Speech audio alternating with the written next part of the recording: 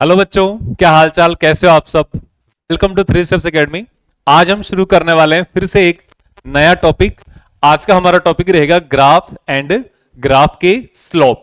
ये अपना आज का जो टॉपिक है बहुत ही ज्यादा इंपॉर्टेंट होने वाला है।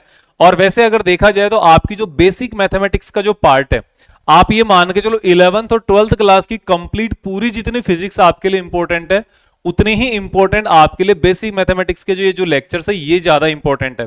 उसका कारण ये है कि आप जब फिजिक्स जब भी आप स्टडी करते हो तो फिजिक्स को स्टडी करने के लिए, डिस्कशन करने के लिए, रिप्रेजेंटेशन करने के लिए हमें मैथमेटिकल कैलकुलेशंस की और मैथमेटिक्स की बहुत ज्यादा जरूरत होती है।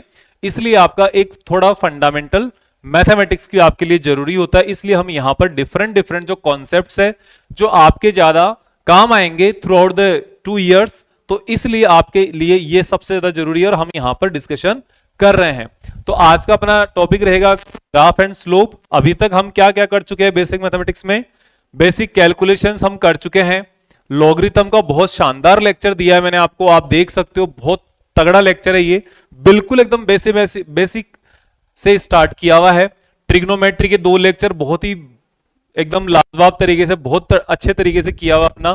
फिर एपी एंड जीपी सीरीज हमने लास्ट लेक्चर में ही करा था। अब आज का जो लेक्चर ना, आज और कल के 2 लेक्चर एक साथ मान के चलो। अब इन लेक्चर्स में हम एक तो ग्राफ स्टडी करेंगे और ग्राफ के जो स्लोप होंगे, ग्राफ के स्लोप को स्टडी करेंगे। फिर इसके साथ एक और चीज हमारे पास यहां पे आएगी जो इन्हीं से रिलेटेड है, कनेक्टेड है, वो होगी कोऑर्डिनेट ज्योमेट्री। कोऑर्डिनेट ज्योमेट्री ये बहुत ज्यादा इंपॉर्टेंट होगी और ये सभी के लिए बहुत ज्यादा इंपॉर्टेंट है, हर एक कंडीशन के लिए, क्योंकि इससे कोऑर्डिनेट ज्योमेट्री, ग्राफ, स्लोप और फिर एक होगा हमारे पास फंक्शन। ये 4 टॉपिक ऐसे हैं, इनसे रिलेटेड जो क्वेश्चंस होते हैं वो सारे हर एक टॉपिक में आपको मिलेंगे। चाहे आप मॉडर्न फिजिक्स कंसिडर करते हो, चाहे आप इलेक्ट्रोस्टैटिक कंसिडर करते हो, चाहे काइनेमेटिक्स कंसिडर करते हो, जो कि आपके स्टार्टिंग के चैप्टर्स में ही आता है। और इसके बाद आपके सामने जो एसएचएम होता है वहां पे आप स्टडी करते हो। ये सारी चीजें इनसे, इन चारों चीजों से रिलेटेड है। तो आज का ये वाला लेक्चर और इसके अगला जो नेक्स्ट लेक्चर है, ये दोनों ही लेक्चर आपके लिए बहुत ज्यादा इंपॉर्टेंट है, क्योंकि फिर इन्हीं सब चीजों पर डिपेंड करेगा अपना ये जो नेक्स्ट वाले टॉपिक्स है, ये टॉपिक्स। तो यहां पर आप बिल्कुल शानदार और एकदम बिल्कुल मोटिवेट होकर आप यहां पर देखना स्टार्ट करें, जिससे कि आपको 1 घंटे 1.5 घंटे का लेक्चर कितना रहेगा पता ही ना चले और आपका यहां पर बिल्कुल अच्छे से टाइम, बिल्कुल अच्छे से पास हो, टाइम अच्छे से निकले और आपको हर एक चीज समझ में आए, इस बात की मैं आपको गारंटी दे सकता हूं। देखो, सबसे पहले हमारे पास यहां पर जो टॉपिक आएगा वो आएगा कोऑर्डिनेट ज्योमेट्री। कोऑर्डिनेट ज्योमेट्री से स्टार्ट करने का मेरा क्यों मैं इतना जरूरी समझता हूं, उसका कारण यह है कि आपने इसके बारे में थोड़ा पहले से स्टडी कर रखा है। आपने 10th क्लास के अंदर कोऑर्डिनेट ज्योमेट्री का, 10th या शायद 9th क्लास में होता है शायद, कोऑर्डिनेट ज्योमेट्री का एक छोटा सा पार्ट स्टडी किया हुआ है। हम वहीं से स्टार्ट करते हैं। कोऑर्डिनेट ज्योमेट्री हमारे पास 2 टाइप की होती है। पहला एक होता है 2 डायमेंशनल कोऑर्डिनेट ज्योमेट्री, जो आपने 9th और 10th क्लास में आपने स्टडी किया है, और इसको 2 डायमेंशनल कोऑर्डिनेट ज्योमेट्री भी बोलते हैं, या फिर इसको आप सिंपल 2D भी आप बोल सकते हो, 2D या 2 डायमेंशनल कोऑर्डिनेट ज्योमेट्री। फिर इसके बाद है हमारे पास 3 डायमेंशनल कोऑर्डिनेट ज्योमेट्री।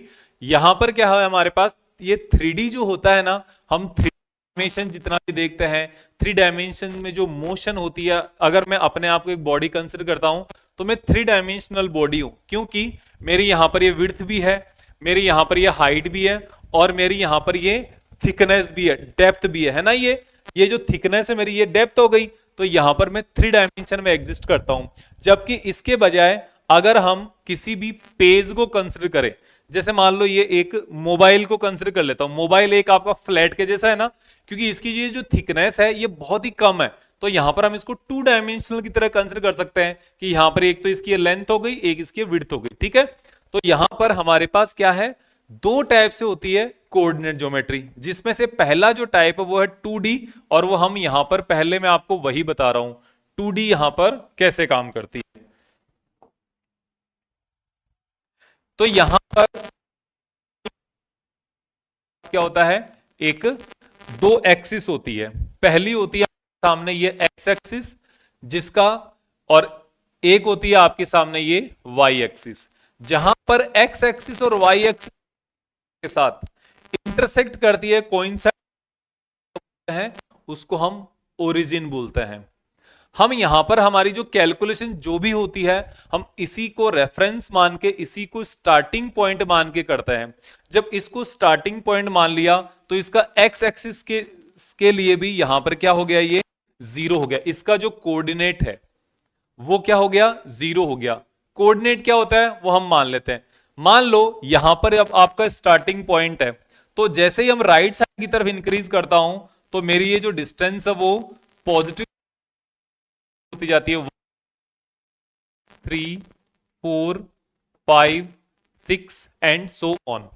अगर मैं इस एक्स एक्सिस पर लेफ्ट साइड में चलते जाता हूं तो जीरो से लेफ्ट क्या आता है, -1, -2, -3, -4, -5, -6 एंड सो ऑन। ये माइनस इन्फिनिटी तक पीछे की तरफ भी चलता जाएगा, और राइट साइड में जाओगे तो प्लस इन्फिनिटी तक चलता जाएगा। और इसके सेंटर में कौन है, ये सेंटर में है, तो इसको आपने क्या लिख दिया, जीरो। यहां पर एक्स की वैल्यू कितनी है, जीरो है। ओके, अब हमारे पास क्या आ गया, हमारे पास अब आएगा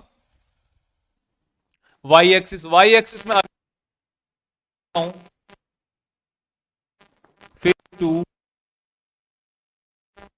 4, 5 एंड 6 प्लस, ये सारे के सारे पॉजिटिव है, पॉजिटिव वाई एक्सिस है ये। और नीचे की तरफ अगर हम चलते हैं तो आपके सामने यहां पर वाई की नेगेटिव वैल्यूज मिलेगी, -1, -2, -3, -4, और ये सारी जितने भी डिस्टेंसेज है, ये सारे पॉइंट इक्वल डिस्टेंस पर होते हैं। ये हमने हमारे पास यहां पर जो डायग्राम में बने हैं, ये हो सकता है थोड़े छोटे बड़े आपको दिखाई दें, लेकिन ये जब भी आप ग्राफ में प्लॉट करते हो तो आपको इक्वल डिस्टेंस दिखाई देते हैं, ठीक है। और इसके बाद में अगर मैं इस वाली, ये जो आपके पास ओरिजिन है, इसको अगर देखता हूं, एक्स कोऑर्डिनेट जो है ना, ये एक्स एक्सिस की जो डिस्टेंस है वो भी क्या है, यहां पर है जीरो। और ये जो वाई एक्सिस है, वाई एक्सिस का भी यहां पे कौन सा पॉइंट है, ये भी है यहां पर जीरो, ठीक है। ये आपके पास ओरिजिन हो गया। ओरिजिन के जो 0 एंड 0 है ना, ये क्या कहलाते हैं, ये इसके कोऑर्डिनेट है।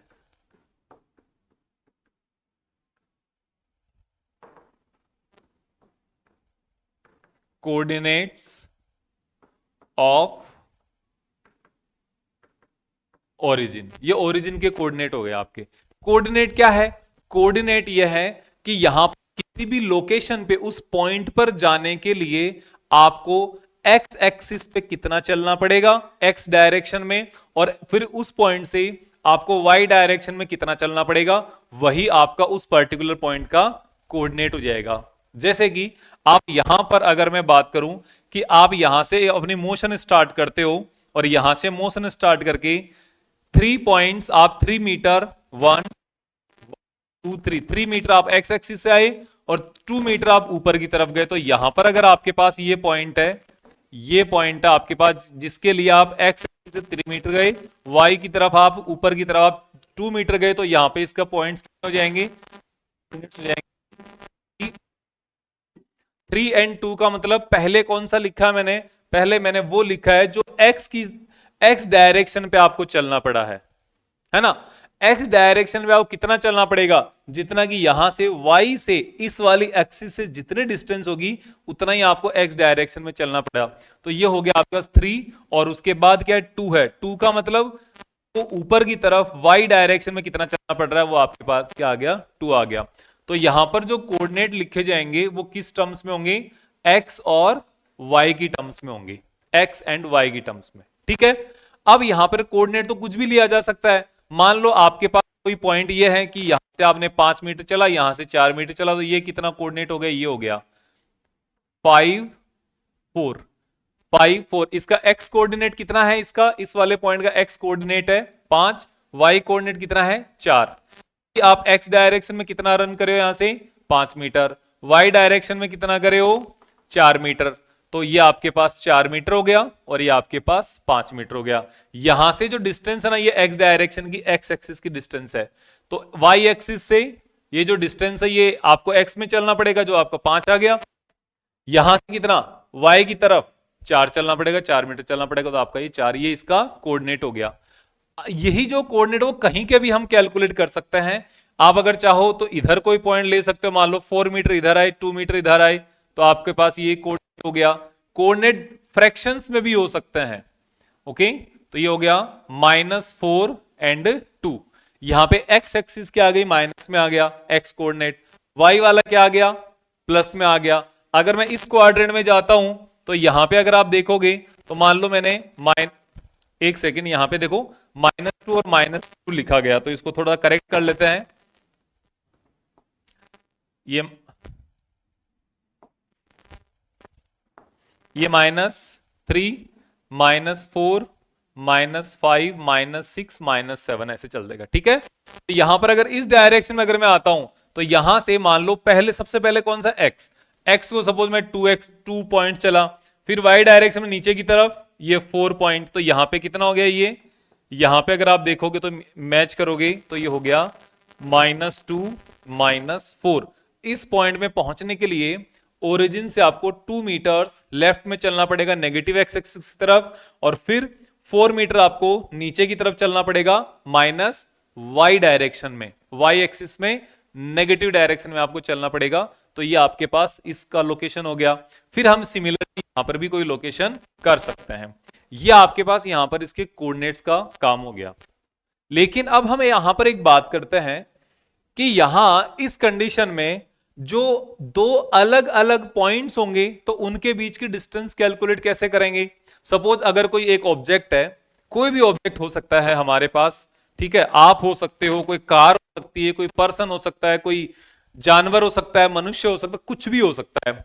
अगर वो यहां से अपनी मोशन स्टार्ट करे और उसके बाद वो यहां कितना डिस्टेंस किया टोटल, सीधा स्ट्रेट चला गया, इन दोनों पॉइंट्स के बीच की डिस्टेंस कैलकुलेट करनी है एक बार के लिए, है ना।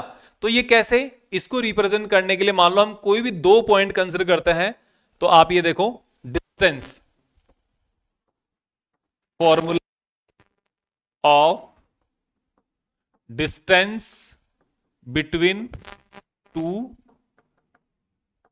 पॉइंट्स, 2 पॉइंट्स के बीच में जो डिस्टेंस होती है उसका फॉर्मूला क्या होता है, तो उसका फॉर्मूला होता है, डिस्टेंस को आप d से रिप्रेजेंट कर सकते हो, इसके लिए अंडर रूट के अंदर x2 minus x1 whole square plus y2 minus y1 का होल स्क्वायर।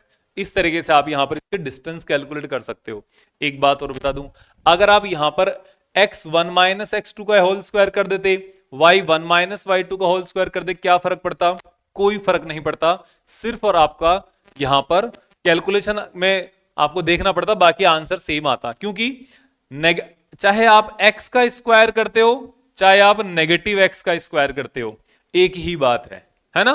तो इस चीज में यहां पर स्क्वायर होने पर कोई ज्यादा डिफरेंस नहीं आता है। तो ये आपके पास हो गया डिस्टेंस का फॉर्मूला। अगर आपके पास 2 पॉइंट है, उन 2 पॉइंट्स के बीच में कितनी डिस्टेंस होती है आप पता करो। तो यहां पर मैं आपके सामने पॉइंट दे देता हूं कि सपोज मेरे पास यहां पर ये पॉइंट है A, ये पॉइंट है B, ये C एंड ये D।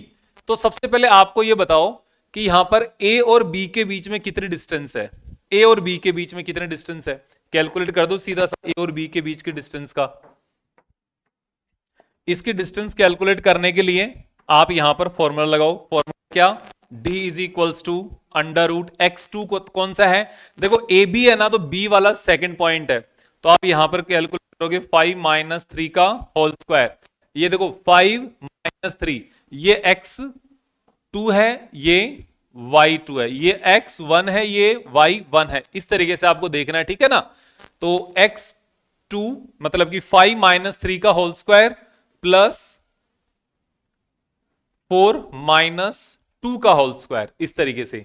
तो यहां पर आपके सामने आ जाए 2 square plus 2 square equals to under root 4 plus 4, इसका मतलब हो गया 8, है ना, 8 हो गया। तो 8 को आप लिख सकते हो 2 अंडर रूट 2, इस तरीके से। ओके, तो ये आपके सामने क्या आ गया, इसके बीच की डिस्टेंस आ गई। अब मैं आपको एक और एग्जांपल दे देता हूं कि आप कैलकुलेट करो बी डी कैलकुलेट करो, बी से लेकर डी के बीच की डिस्टेंस कैलकुलेट करनी हो तो आप कैसे करोगे? सिंपल हो जाएगा आपके लिए, सिर्फ करना है, इच्छा होनी चाहिए कैसे करना है। बी डी, तो डी में से बी को सबट्रैक्ट करना है, तो यहां पर आपके सामने हो जाएगा यह है x2 और फिर ये x1 हो जाएगा, तो -2 -5 का होल स्क्वायर प्लस -4 और उधर -4 का अगेन होल स्क्वायर।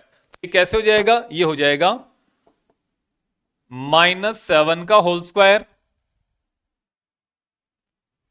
ये हो जाएगा यहां पे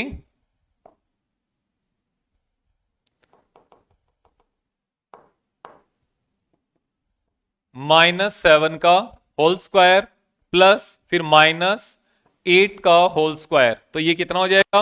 अब चाहे आप 7 का स्क्वायर करते हो चाहे -7 का स्क्वायर करते हो, -7 का स्क्वायर हो जाता है 49 प्लस 8 का स्क्वायर हो जाता है 64।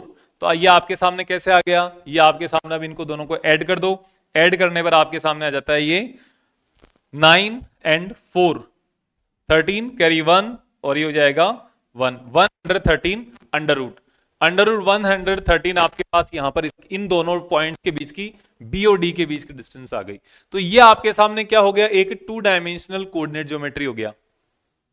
लेकिन यहां पर सिर्फ इसका काम कोऑर्डिनेट ज्योमेट्री केवल ये पॉइंट्स के लोकेशंस के बीच की डिस्टेंस बताना और ये सब ही नहीं रहा है, इसका काम और ज्यादा होता है। कैसे होता है वो हम नेक्स्ट में देखेंगे। इसके बीच में मैं पहले आपको बता देता हूं 3 डायमेंशनल कोऑर्डिनेट ज्योमेट्री। 3 डायमेंशन जो कोऑर्डिनेट ज्योमेट्री होता है वो कैसे काम करता है वो देखो आप। 3 डायमेंशन या 3D के अंदर अगर मैं बात करूं, 3D के अंदर आपके पास ये एक एक्स एक्सिस होती है, ठीक है, फिर एक होती है आपके पास वाई एक्सिस, हो गया, एक्स एक्सिस हो गया, फिर आपके सामने एक हो गया वाई एक्सिस हो गया। अब फिर इन दोनों पे एक्स एक्सिस वन होगा, यहां पे 2 होगा, 3 4 5 6 1 2 3 4 5 6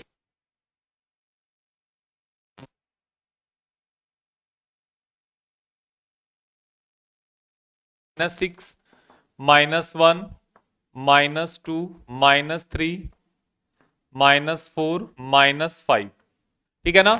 ये आपके पास y एक्सिस, ये y डैश, ये x एक्सिस, ये x डैश, या जो डैश वाला साइड है वो नेगेटिव है।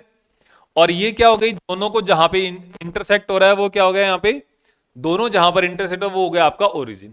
अभी तक ठीक है? ये 2 डायमेंशनल कोऑर्डिनेट ज्योमेट्री है। अब 2 डायमेंशन में आपको एक चीज और बता देता हूं मैं, अगर मुझे यहां पर इस x एक्सिस को डिफाइन करना पड़े तो क्या होगा? x एक्सिस को मैं डायरेक्ट कैसे बता सकता हूं? x एक्सिस को मैं डायरेक्ट कैसे बता सकता हूं? x एक्सिस को बताने के लिए आपको यह देखना पड़ेगा कि इस x एक्सिस पर कोई भी पॉइंट है, सपोज ये वाला पॉइंट, इसका कोऑर्डिनेट कितना? 0।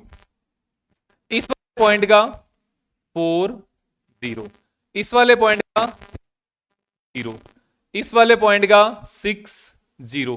कहने का मतलब क्या हुआ? x का कोऑर्डिनेट कुछ भी हो जाए, लेकिन x एक्सिस पर x का कोऑर्डिनेट तो इधर बढ़ता जाएगा, ऑपोजिट साइड में जाएंगे तो घटता जाएगा, लेकिन y कोऑर्डिनेट है ना, वो x एक्सिस पे हमेशा कितना रहेगा? 0 रहेगा। y कोऑर्डिनेट x एक्सिस पर हमेशा क्या रहेगा? 0 रहेगा। तो इसके लिए आप क्या डिफाइन कर सकते हो? इसके लिए आप डिफाइन कर सकते हो horizontal line having y coordinate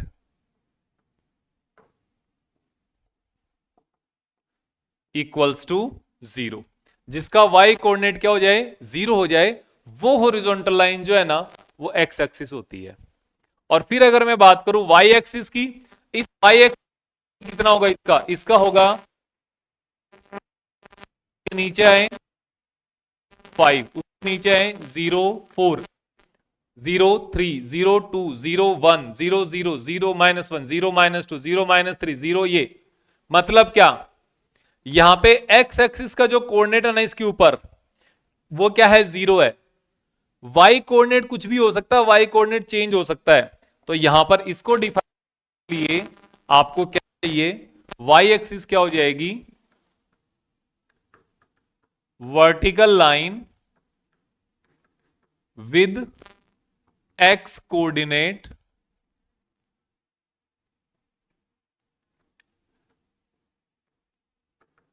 coordinate 0 equals to 0, या वाई वर्टिकल लाइन जिसका एक्स कोऑर्डिनेट है वो कितना हो, 0 हो, और horizontal line having y coordinate equals to 0, ये क्या हो जाएगी आपके पास, एक्स एक्सिस हो जाएगी। ये इसका डेफिनेशन हो गई। अब हमारे पास जो है वो क्या है, इसका ये 3 डायमेंशन में बात कर रहे हैं। 3 डायमेंशन में आप देखोगे तो सिर्फ और सिर्फ एक चीज और हो जाएगी, यहां पे एक एक्सिस ये है, एक्स एक्सिस हो गई, ये वाई एक्सिस हो गई, एक एक्सिस होगी जो आपके यहां से बाहर की तरफ आएगी, इस तरफ आएगी, इस तरीके से यहां से आप इसको डिफाइन कर सकते हो। ये जो है ना, ये इस तरीके से। अब मैं इसको रिप्रेजेंट कैसे करता हूं बोर्ड पे, अब बोर्ड पे ऐसा तो है नहीं कि मैं यहां पर इसको ऐसे पकड़ के रख सकता हूं पूरे दिन भर, ऐसा तो नहीं होगा। तो मुझे क्या करना पड़ेगा, मुझे कोई ऐसा रास्ता निकालना पड़ेगा जो इसको थोड़ा सा ऐसा इंडिकेशन कर सके, जैसे कि कोई बाहर आ रहा है तो जेड एक्सिस होगी ना, एक तो आएगी इस प्लेन के, जो बोर्ड वाला प्लेन है ना इसके बाहर इधर आएगी, आपकी तरफ आएगी, किधर जाएगी, एक यहां से जैसे ये बाहर आ रही है, एक इसके पीछे नेगेटिव साइड में इस बोर्ड के प्लेन के पीछे की तरफ जाएगी।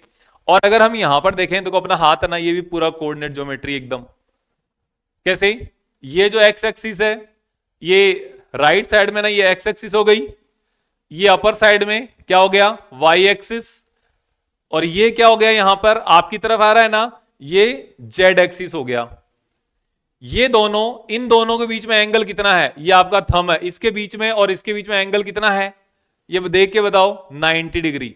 इसके बीच में और इसके बीच में एंगल कितना है, 90 डिग्री। ओके, और इन दोनों के बीच में एंगल कितना है, ये भी 90 डिग्री है।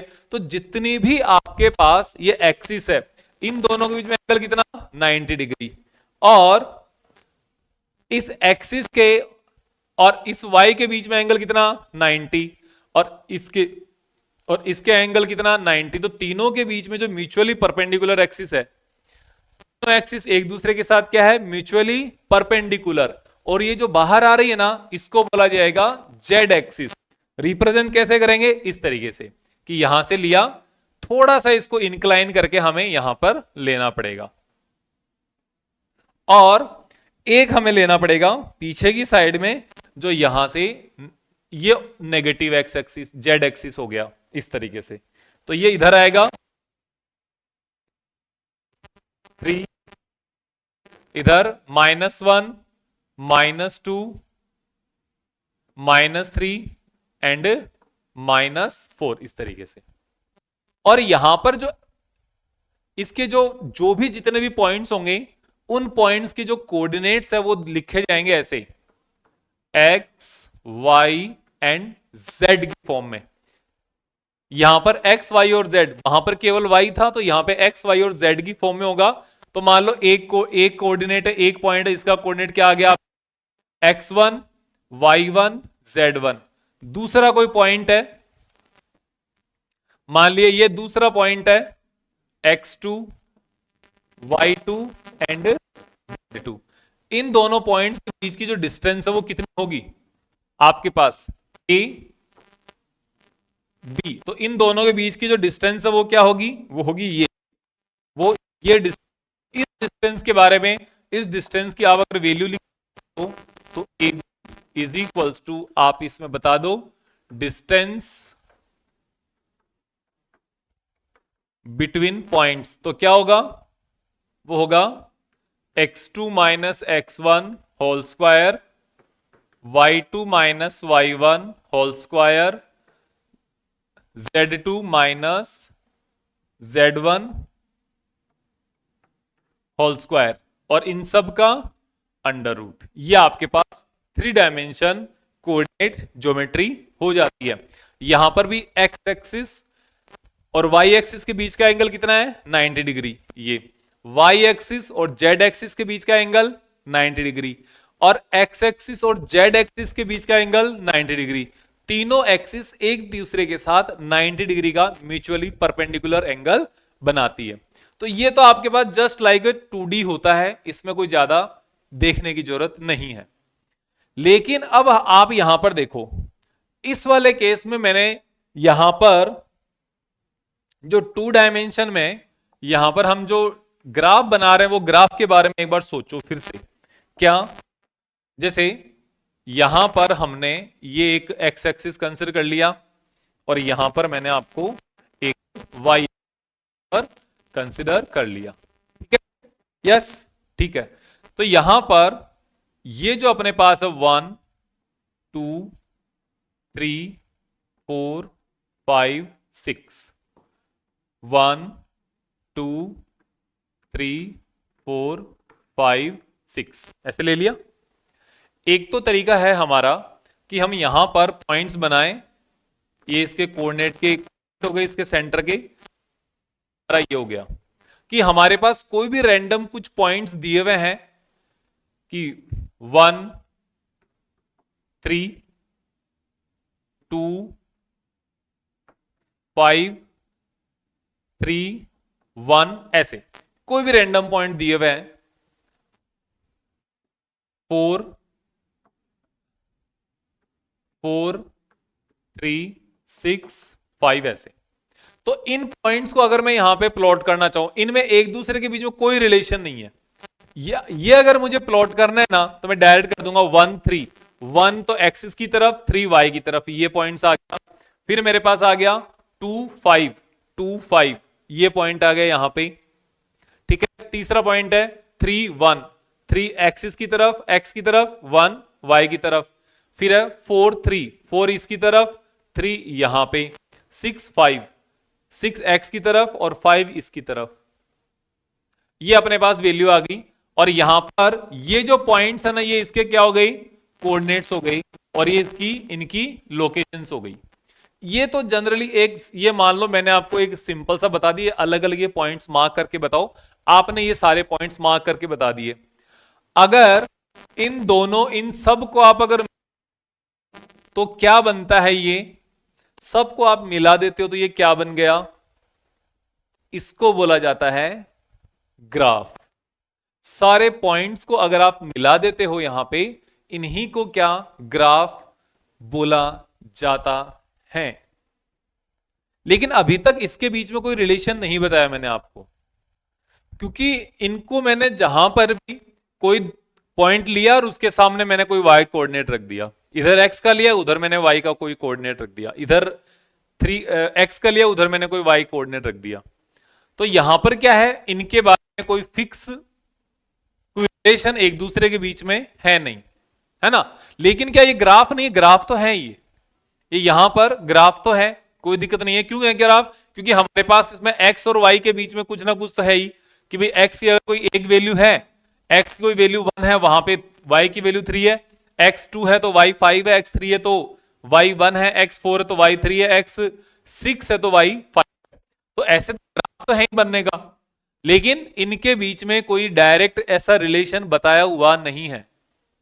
लेकिन अगर हम इन दोनों को, x और y को किसी एक फॉर्मूला के साथ अगर कनेक्ट कर दें, तो अगर हम यहां पर x और y को किसी भी एक फॉर्मूला के साथ कनेक्ट कर दें, या हम यहां पर इन डाटा को अगर फिक्स कर दें थोड़ा सा, तो क्या हो जाए, डाटा को अगर मैं फिक्स कर देता हूं, हमारे पास ये जो वैल्यू है यहां पे, इनको फिक्स करने पर, जैसे अब हम यहां पर ऐसी कोई एक टेबल ले लेते हैं, ठीक है, टेबल। अब आप ये देखोगे ग्राफ का एक बेनिफिट क्या है, ये देखोगे अभी ग्राफ का बेनिफिट ये है कि आपके पास 1 2 3 4 5 6 7 8 9 10, ये 10 ओवर्स है।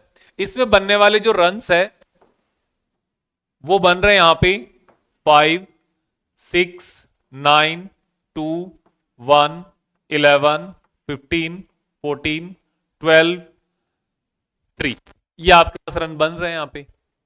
अब अगर आप यहां पर इसको देखकर अगर मैं आपसे एक सवाल पूछता हूं, ये आपके पास क्या है, फिर से हम एक पहले ग्राफ बनाते हैं, उसके बाद में मैं आपको एक सवाल पूछूंगा। आपको एक बहुत ही से पता चलेगा कि इनके सवाल का या आपका जो क्वेश्चन है इसका सॉल्यूशन है वो कितना जल्दी होता है ग्राफ से।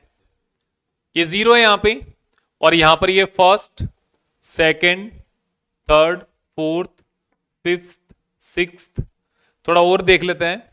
1 2 3 4 5 6 7 8 9 और 10। और यहां पे देख लेता हूं वाई एक्सिस पर, वाई एक्सिस में 2 से स्टार्ट करता हूं, मान लो 2 4 6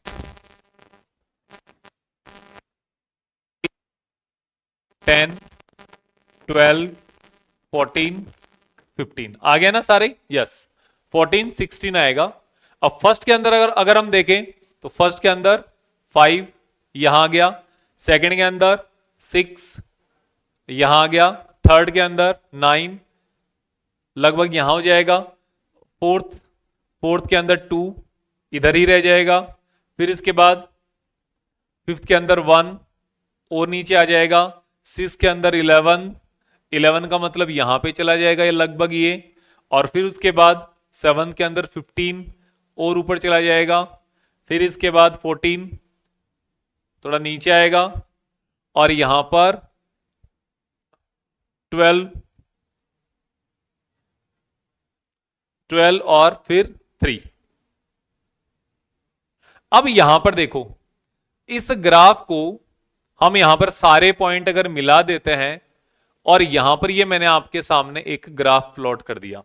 इस ग्राफ को बताकर मैं आपसे अगर एक क्वेश्चन पूछता हूं, पहले बिना ग्राफ के देखो, ग्राफ को देखे बिना अगर मैं यहां से आपसे एक क्वेश्चन पूछता हूं इस तरफ से, आप ये बताओ इसमें सबसे ज्यादा रन कौन से ओवर में बने हुए हैं, तो वो क्या करना पड़ेगा, आपको यहां से चेक करना पड़ेगा, सारों में चेक करो किसमें, अब आपको नजर आएगा सबसे कम कहां पे बने हुए हैं, सबसे कम आप देखोगे यहां पर सबसे कम कहां है, कहां है, कहां है, यहां पे फिर नजर आ रहा है, ओके।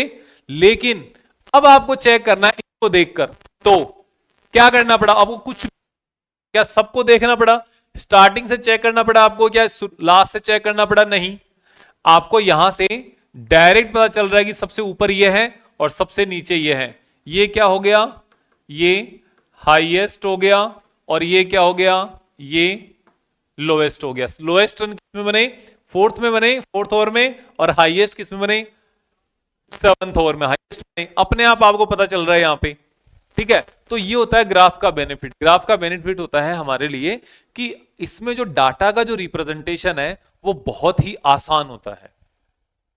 और ये जो आपके सामने हमारे पास जो ग्राफ बने हुए हैं, ये ग्राफ हमारे पास एक रैंडम आपके पॉइंट्स दे दी, क्योंकि रन तो कैसे भी बनते हैं, इसमें कोई रिलेशन तो होता नहीं है फिक्स, है ना। तो ये आपके सामने ग्राफ बन गया।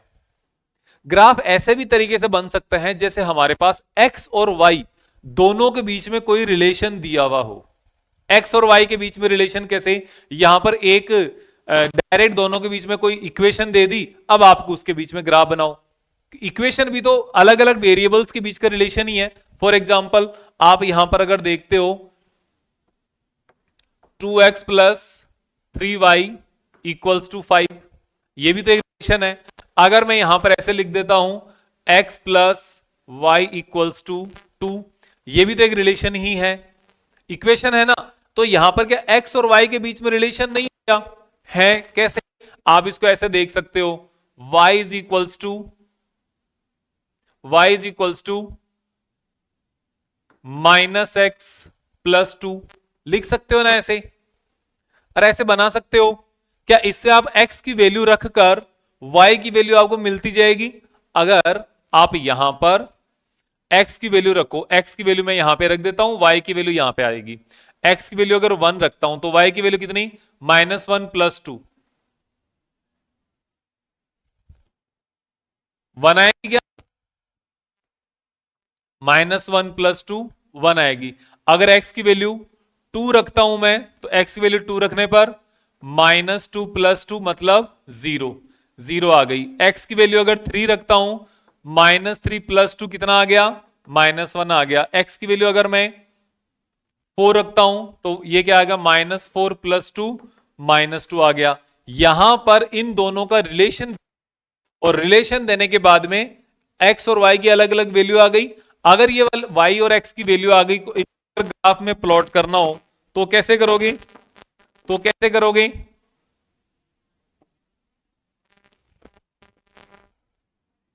इनको प्लॉट करना हो तो इनको सिंपल ऐसे करोगे आप, ये 1 2 3 4। अभी तक हम पर 9th क्लास में ही चल रहे हैं, 2 3 एंड 4, ठीक है। और ये -1 -2, ये -1 और -2। x की वैल्यू क्या है, x की वैल्यू 1, तो y की वैल्यू भी क्या है, 1 है, की वैल्यू 1, y की वैल्यू भी 1, x की वैल्यू 2, x की 2 तो y की कितना है 0, x की 3 y की कितना है -1, x की 4 y की कितना है -2। यहां पर इनको जब आप मिलाओगे तो ये दो जो लाइंस है वो ऐसे मिल रही है, ये आपके सामने ग्राफ आ गया। और ये जो ग्राफ है ये कैसा दिखाई दे रहा है आपको, ये वाला जो ग्राफ है यहां पर ये दिखाई कैसे दे रहा है आपको, सीधी लाइन दिखाई दे रही है कि नहीं दे रही है, सीधी लाइन दिखाई दे रही है कि नहीं दे रही है, इसको बोला जाता है स्ट्रेट लाइन, इसको बोला जाता है आपको स्ट्रेट लाइन। और ये क्या है, ये है आपके पास इक्वेशन है, और इस इक्वेशन का आपने क्या नाम सुना अभी तक, आपने इसका नाम सुना है लीनियर इक्वेशन। और ये लीनियर इक्वेशन है ना, इसी को क्या बोला जाता है, इसी को बोला जाता है इक्वेशन ऑफ स्ट्रेट लाइन। क्योंकि इस इक्वेशन की हेल्प से अगर आप x एक्सिस और y एक्सिस, x की वैल्यूज और y की वैल्यूज को अगर आप चेक करके उनको मार्क करके अगर आप ग्राफ प्लॉट करते हो तो वो ग्राफ कैसा निकल के आता है, वो ग्राफ निकल के आता है स्ट्रेट लाइन का ग्राफ आता है। इस वजह से इसको बोला जाता है इक्वेशन ऑफ स्ट्रेट लाइन। ये बहुत इंपॉर्टेंट चीज है, इसको आप मार्क कर ले, ज्यादा इंपॉर्टेंट है, ठीक है।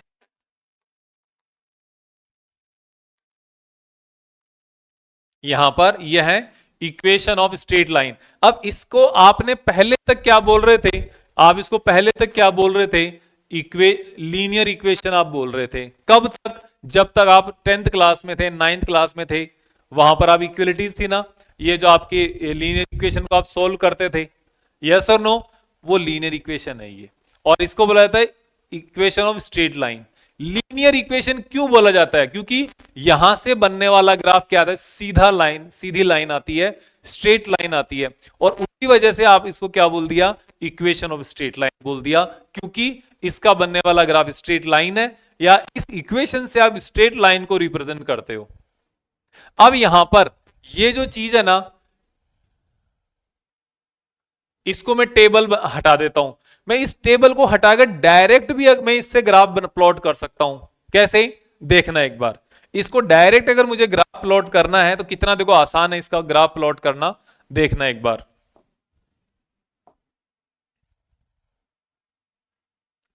इसका ग्राफ प्लॉट करना देखो कितना आसान है। ये तो 0 है, ये 1 हो गया, ये -1 हो गया, सॉरी ये 2 हो गया प्लस का, ये 3 हो गया, ये 4, 1 2 3 4, -1 -2 -1 -2, ओके हो गया।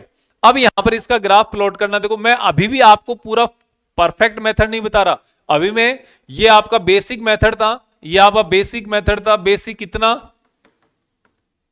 9th एंड 10th का, ये शायद 10th में होगा आपके, मेरे को एग्जैक्टली पता नहीं है, शायद 10th में है, तो ये 10th वाला मेथड हो गया। अभी हम कौन सा मेथड देख रहे हैं, अभी हम देख रहे हैं 10.5 का मेथड देख रहे हैं। 10th से आप जस्ट आगे बढ़ रहे हो, 11th का मेथड हम अभी भी नहीं आ रहे, ओके 11th का मेथड इसके भी बाद बताऊंगा। अभी हम क्या कर रहे हैं यहां पे, अभी हम यहां पे कर रहे हैं मान लो मैं x की वैल्यू यहां पर 0 कर देता हूं। x की वैल्यू 0 करने पर y की वैल्यू कितनी आती है? y की वैल्यू आती है 2। तो एक कोऑर्डिनेट तो हो गया मेरे पास कितना, x की वैल्यू 0 और y की वैल्यू 1 यहां पे आ गया। फिर दूसरा मैं कर देता हूं यहां पे x की वैल्यू y की वैल्यू 0 कर देता हूं। पहले मैं y इक्वल्स टू 0 कर दिया, y इक्वल्स टू 0 करने पर अब x की वैल्यू कितनी आएगी? y की वैल्यू 0 करने पर x की वैल्यू कितनी आएगी? x की वैल्यू 2 आएगी। मतलब y की वैल्यू 0 कहां है? y से इस पूरी लाइन पर y की वैल्यू और x की वैल्यू 2 वो यहां पर है। तो यहां पर ये देखो, अब ये जो ग्राफ है, ये पूरा ग्राफ ये इसी का होगा। ये जो पूरी लाइन है ना, इसको पास होते हुए इसी के है। इस वाले में देख लो 2 से n2 से पास हो रही है, यहां पर भी 2 से n2 से पास हो रही है। स्ट्रेट लाइन, दोनों स्ट्रेट लाइन सेम हुई कि नहीं हुई? बिल्कुल सेम हुई। तो ये क्या हो गया हमारे पास, यहां पर स्ट्रेट लाइन की इक्वेशन हो गई। लेकिन ये स्टैंडर्ड वैल्यू नहीं है, इसकी स्टैंडर्ड फॉर्म नहीं है।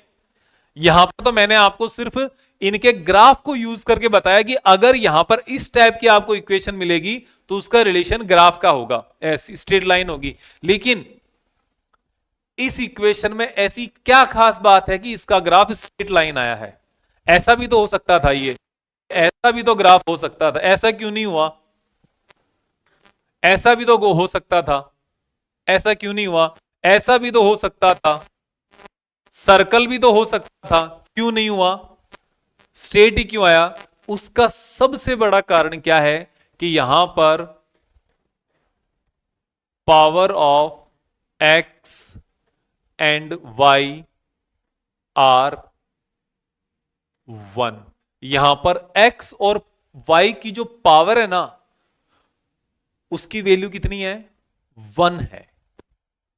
देखो इसमें, यहां पर x की पावर कितनी है? 1 है।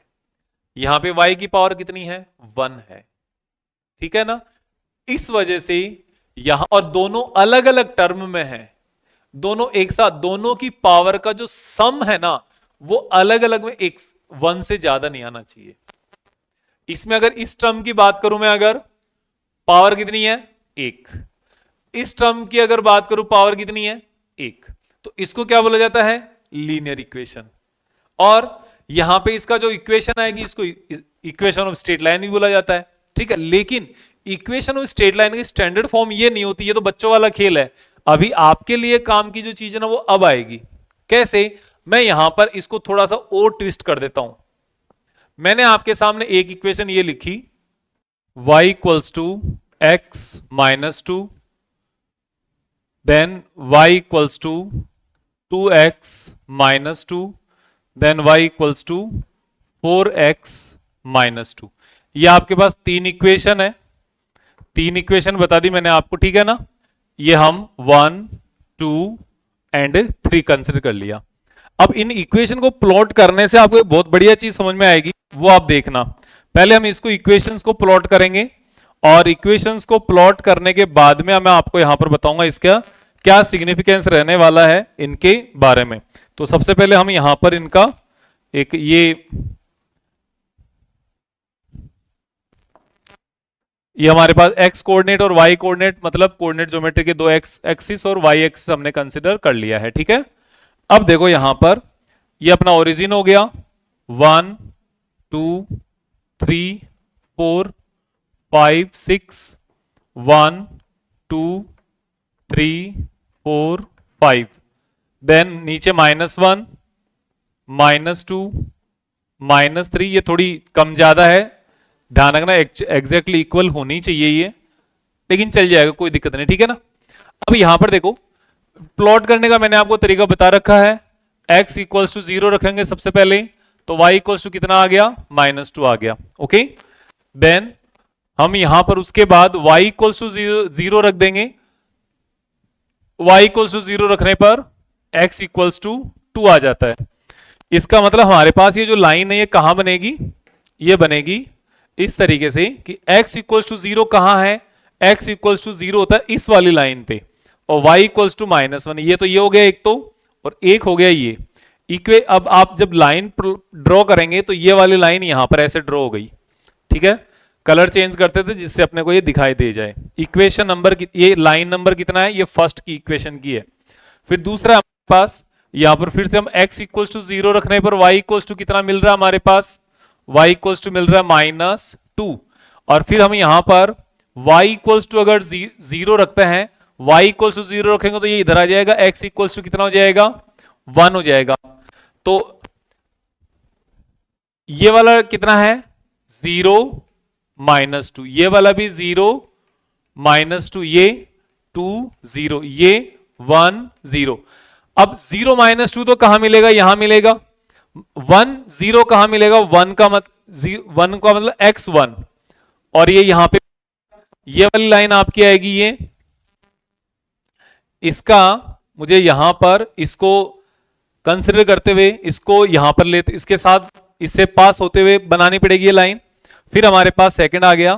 थर्ड वाली जो लाइन है ये हो गई x इक्वल्स टू 0 लेने पर y इक्वल्स टू तो -2 है, जो 0 एंड -2 को रिप्रेजेंट करता है। लेकिन यहां पर मैं y इक्वल्स टू 0 रखने पर x इक्वल्स टू कितना आ रहा है इसमें, y इक्वल्स टू 0 रखने पर ये इधर आएगा और ये आ जाएगा 1/2, वो भी प्लस का। तो आपके पास ये जो लाइन है ये वाला तो सेम जगह से यहीं से पास होगा, ये वाला यहां होगा इसके आधे से पास यहां से, और ये वाली जो लाइन बनेगी आपकी वो यहां पे बनेगी। और इसको मैंने आपको बना दिया ऐसे, ये हमारे पास बन गई, ठीक है। ये अपने पास 3 लाइन हमारे पास यहां पर बन चुकी है। अब इस तीनों लाइंस में आप एक चीज देख रहे होंगे, एक चीज तो यहां पे कॉमन, क्या है कॉमन, कि ये यहां पर इस पॉइंट से स्टार्ट हो रही है। क्या इस पॉइंट से स्टार्ट होने का मतलब क्या है, ये मतलब ये है कि y एक्सिस जहां पर x इक्वल्स टू कितना है, x इक्वल्स टू 0 है, उस कंडीशन में y इक्वल्स टू कितना आ रहा है, -2। ये जो वैल्यू है ना ये फिक्स है। इस वैल्यू को बोलेंगे क्या, मैं आपको यहां पर रिप्रेजेंट इन सब को हटा करके, ये आपके पास -2 है और इस पॉइंट को बोलेंगे इंटरसेप्ट।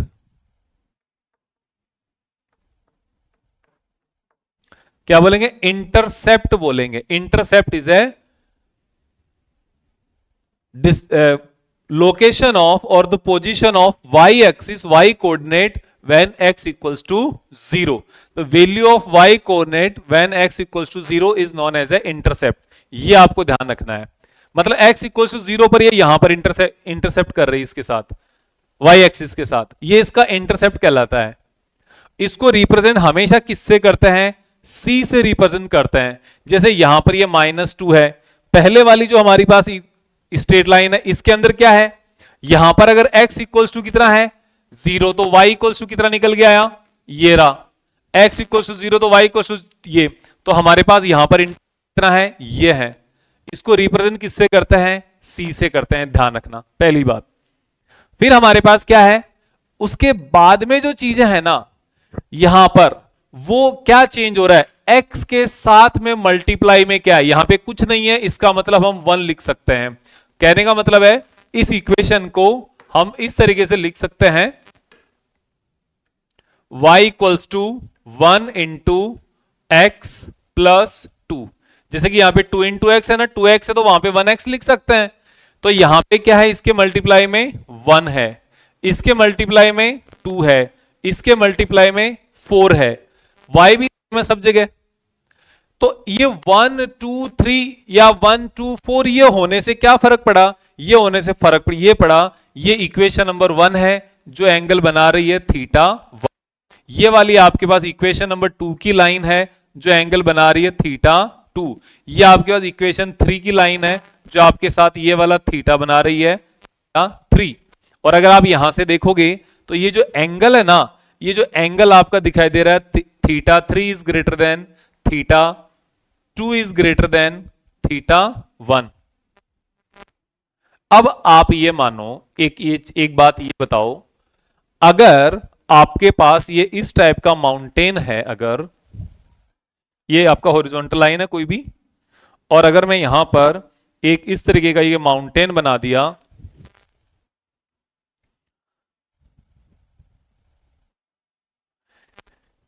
यहां पर इस वाली जो साइड है इसको क्या बोलते हो आप? इस वाली साइड को क्या बोलते हो? लाइन को नहीं, इसको क्या बोलते हो? इसको स्लोप बोलते हो क्या, ये बताओ। क्या इसको भी स्लोप बोलोगे? बिल्कुल बोलेंगे, इन सबको हम स्लोप बोलते हैं, जिसको क्या आप ढलान बोल देते हो, झुकाव बोल देते हो, है ना, या इंक्लिनेशन बोल देते हो। यस और नो? स्लोप बोलते हो। तो यहां पर ये जो थीटा है ना, वो भी इसका स्लोप को ही रिप्रेजेंट कर रहा है। इसको भी हम यहां पर क्या बोलेंगे? स्लोप बोलेंगे।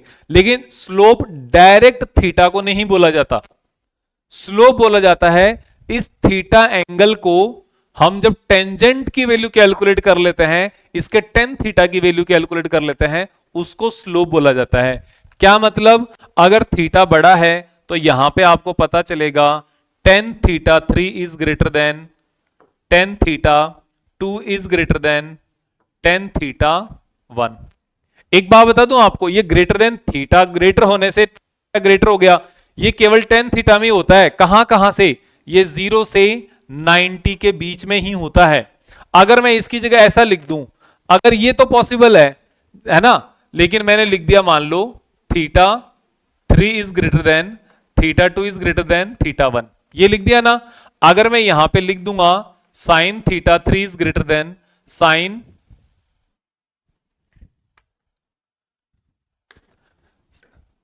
Sign theta 2 is greater than sine theta 1, क्या ये सही है? ये सही है बिल्कुल। क्या ये सही है? ये सही है बिल्कुल। क्योंकि जो हम थीटा 0 की वैल्यू कितनी होती है? 0 होती है। थीटा 90 की वैल्यू इनफाइनाइट होती है। तो जैसे जैसे थीटा बढ़ रहा है, टेन थीटा भी बढ़ रहा है, ओके, साइन थीटा भी बढ़ रहा है। लेकिन ये जो है ना cos theta 3 is greater then cos theta 2, ये नहीं चलेगा। क्यों नहीं चलेगा? क्योंकि आपको पता है कॉस थीटा में कॉस कॉस 0 की वैल्यू कितनी होती है? 1, और कॉस 90 की वैल्यू कितनी होती है? 0। इसका मतलब क्या हुआ? कॉस थीटा में थीटा इंक्रीज होने के साथ साथ 90 तक जाने पर कॉस थीटा की वैल्यू डिक्रीज होती है। थीटा 0 से 90 चलने पर कॉस थीटा की वैल्यू डिक्रीज होती है। तो ये आपको ध्यान नहीं रखना, ये ध्यान रखना, ओके। तो ये ऐसे कंफ्यूज मत हो जाना। लेकिन यहां पे हमें तो इससे मतलब है, ये वाला जो चीज है ना इसके लिए वैलिड है। इसका मतलब आप देखोगे कि यहां पर हमारे पास जो आपका ये तीनों जो ग्राफ बने हैं, इस तीनों ग्राफ के अंदर थीटा 1 जो है ना ये छोटा है, थीटा 2 बड़ा है, थीटा 3 और भी बड़ा है।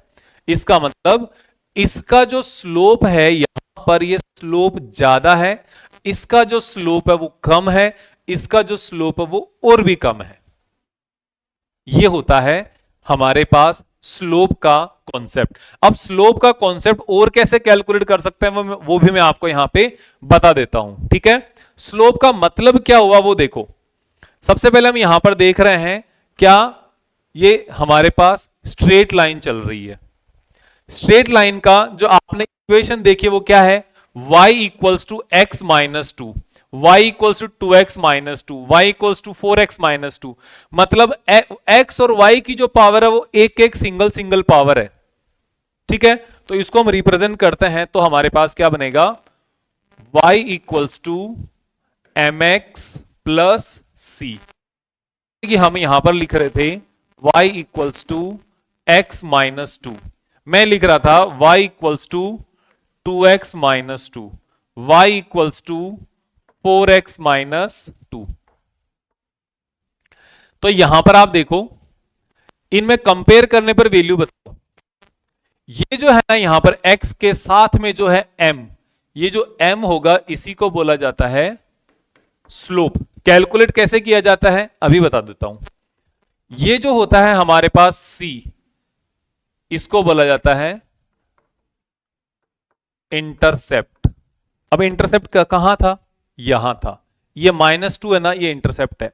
सब के अंदर इंटरसेप्ट तो क्या है? इन तीनों इक्वेशंस में सेम है। तो इंटरसेप्ट तो हमारे पास क्या आ गया इसके अंदर? c इक्वल्स टू -2, इसके अंदर भी c इक्वल्स टू माइनस भी c इक्वल्स टू -2। इंटरसेप्ट तो समझ में आ गया कि जो भी हमारे पास ये वैल्यू आई है, इसमें ये थोड़ा क्या स्ट्रेट नहीं बनता जल्दी से, और स्ट्रेट बनता तो ये सीधा नहीं बनता, है ना। चलो कोई बात नहीं, बन गया जो भी है। फिर हमारे पास क्या है, ये दो हमारे पास एक्सिस है। इन एक्सिस को हम जब काम में लेते हैं तो हमारे पास एक ये लाइन बनती है, ये ग्राफ हो गया। क्या स्ट्रेट लाइन का ग्राफ है क्या? बिल्कुल है। क्या आपको इसके अंदर इंटरसेप्ट दिखाई दे रहा है? इंटरसेप्ट क्या होता है? इस y को जहां पे काटे, x को नहीं, x को तो काट ही रहा है, y में जहां पे काटे ना, वो इंटरसेप्ट है। तो यहां पे अभी तक इंटरसेप्ट नहीं हो रहा, तो क्या करो, इसको x इक्वल्स टू 0 तक, x इक्वल्स टू 0 कहां होता है? यहां y एक्सिस पे होता है, हमेशा ध्यान रखना, at y axis x equals to 0 हमेशा, और at x axis y equals to 0 होता है हमेशा। ध्यान, क्योंकि इस x एक्सिस पर जाने y की तरफ थोड़ा चलना पड़ेगा, नहीं चलना पड़ेगा। यहां पर भी y 0 है, यहां पर भी 0, यहां पर भी 0, यहां पर भी 0, y की तरफ चले ही नहीं तो y की वैल्यू तो 0 हो गई। x की वैल्यू इस y एक्सिस पर जो कि x की तरफ चले ही नहीं, तभी तो y पे टिक गए, तो x की वैल्यू 0 हो गई। तो ध्यान रखना इस बातों का, इन बातों का, ठीक है। तो ये वाली जो वैल्यू हो गई ना नीचे की तरफ, ये हो गया c, इसको बोला जाता है इंटरसेप्ट। अगर मैं यहां पर एक और ग्राफ प्लॉट कर देता हूं, ये लो, इस ग्राफ का इंटरसेप्ट कितना है? इस ग्राफ का इंटरसेप्ट है ये वाला इंटरसेप्ट नेगेटिव है नीचे, जो -2 की तरह है। ये वाला इंटरसेप्ट पॉजिटिव है, जो +2 +1 +1/2 +1.5 कुछ भी हो सकता है, ठीक है। चलो, इंटरसेप्ट की कहानी तो हो गई खत्म। अब ये हमारे पास इस हाथ में एक होता है, कौन? भगवान। दिखाई देता है? नहीं देता, तो इसके साथ भी क्या हो गया? 1, ठीक है। तो अब आपके सामने ये आ गया, ये जो m है ना यहां पे, वो हो गया 1। इसके अंदर m कितना है? ये m हो गया 2। इसके अंदर m कितना है? ये हो गया 4। अब ये m 4 होने से फर्क क्या पड़ा? ग्राफ देखने पर पड़ेगा। यहां पर m कितना है? 1 2 4। c तो सेम है तीनों में, c तीनों में सेम है। c तीनों में सेम होने का मतलब ये -2 है, यहां पे ध्यान रखना, ठीक है। ये यहां पे -2 है, ये -2 माइनस, ये तीनों में सेम है, इंटरसेप्ट है, कोई दिक्कत नहीं है। लेकिन ये m के इंक्रीज होने से फर्क क्या पड़ गया? ये स्लोप बोला जाता है। स्लोप का मतलब, स्लोप बोला जाता है। स्लोप क्यों बोला जाता है पता है? ये स्लोप बोला जाता है, स्लोप का मतलब इसका जो यहां पर ये इसके ऊपर चढ़ने का जो लेवल है ना, वो बढ़ गया। यहां पे आपको ज्यादा जोर आएगा, यहां पे ज्यादा तीखा चलना पड़ेगा आपको। अब इसको हम डिफाइन कैसे करते हैं वो देखो। इसको फाइंड आउट करने के लिए हमें यहां पर इस एंगल का टेन थीटा फाइंड आउट करना पड़ेगा, टेंजेंट फाइंड आउट करना पड़ेगा। तो देखो कैसे,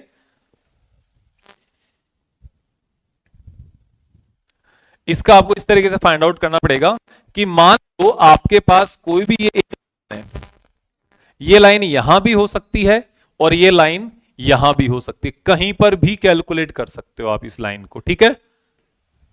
और ये लाइन जरूरी नहीं कि ऐसे ही बनाए, ये ऐसे भी हो सकती है, ये भी चल जाएगा।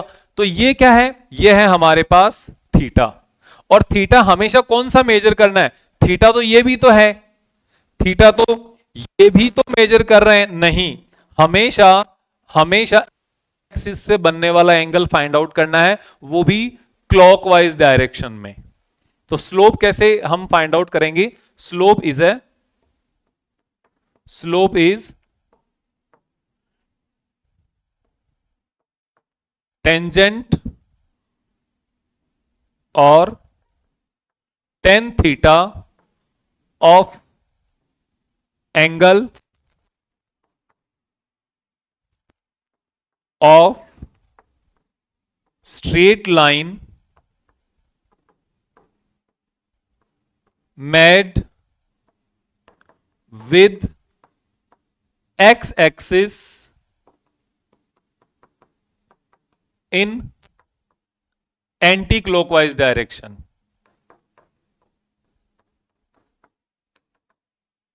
Anti-clockwise direction. एंटी क्लॉकवाइज कैसे?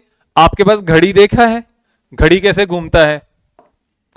ये घड़ी है ना? 12, 3, 6, 9, ये घड़ी घूमती कैसे है?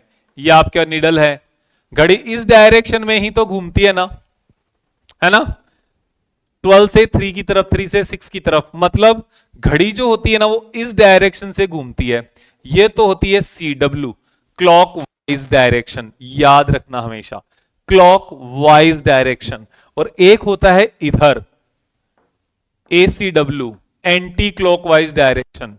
एंटी क्लॉक वाइज डायरेक्शन, क्योंकि ये घड़ी तो इधर घूम रही है, हमें इसके ऊपर ऑपोजिट चलना है, तो ये एंटी क्लॉकवाइज डायरेक्शन हो गई। तो ये क्लॉकवाइज डायरेक्शन हो गई, क्लॉक की तरह, घड़ी की तरह जो चल रहा हो क्लॉकवाइज। क्लॉकवाइज डायरेक्शन में एंगल हमेशा नेगेटिव होता है और एंटी क्लॉकवाइज डायरेक्शन में एंगल हमेशा पॉजिटिव होता है। ये ध्यान रखना, ये ध्यान रखते तो ये काम हो जाएगा आपका। ओके, तो इस चीज को ध्यान में रखना। और हमारे पास ये क्या आ गया? यह है। तो स्लोप इज ए टेंजेंट और टेन थीटा ऑफ, जो टेन थीटा होता है ना, जैसे साइन जो होता है, इनकी ये सारी शॉर्ट फॉर्म होती है। साइन को क्या बोलते हो? साइन होता है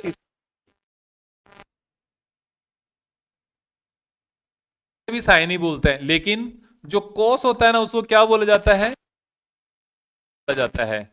जो टेन होता है उसको क्या बोला जाता है? बोला जाता है। और जो कोट होता है उसको कोटेंजेंट बोला जाता है। सेक को सेकेंट बोला जाता है, कोसेक को कोसेकेंट बोला जाता है। तो ध्यान रखना, है ना?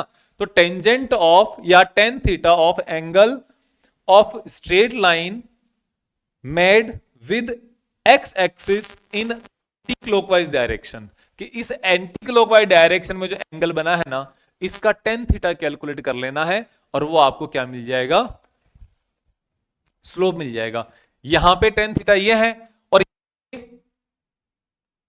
यहां पे इसके लिए टेन थीटा यही रहेगा। ध्यान रखना, क्योंकि ये एक्स एक्सिस तो यही है ना, चाहे ये एक्स एक्सिस की वैल्यूज इधर नेगेटिव हो कोई फर्क नहीं पड़ता, लेकिन एक्स एक्सिस से एंगल बनाना है और एक्स एक्सिस से बनने वाला एंगल थीटा यही है।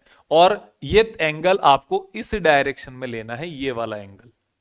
तो ये क्या हो गया? इसका थीटा हो गया। दोनों में से कौन से का एंगल छोटा दिखाई दे रहा है? एंगल ये 1 है, ये 2 है, तो angle 1 is greater then angle 2।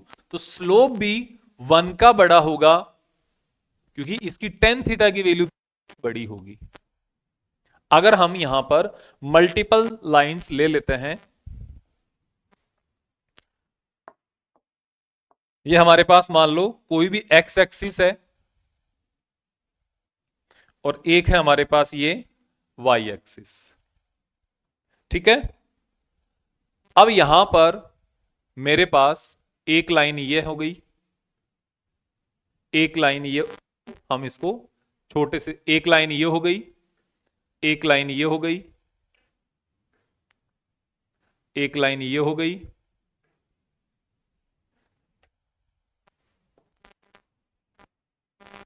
और फिर हमारे पास ये। ओके, कितनी सारी लाइंस हो गई? 1, 2, 3, 4, 5। ये जो एंगल बना रही है θ1, θ2, θ3, θ4 और ये θ5। कभी भी हमेशा ये ध्यान रखना कि अब जैसे ये वाला लाइन आ गया, इसका ये वाला थीटा कंसिडर मत कर लेना गलती से भी, क्योंकि ये क्या हो जाएगा? ये नीचे की तरफ क्लॉकवाइज डायरेक्शन में, तो हमें थीटा कौन सा करना है, थीटा यही कंसिडर करना है, हमेशा हमेशा थीटा यही कंसिडर करना है ना। और यहां पर ये क्या है, ये है थीटा 1, थीटा 2,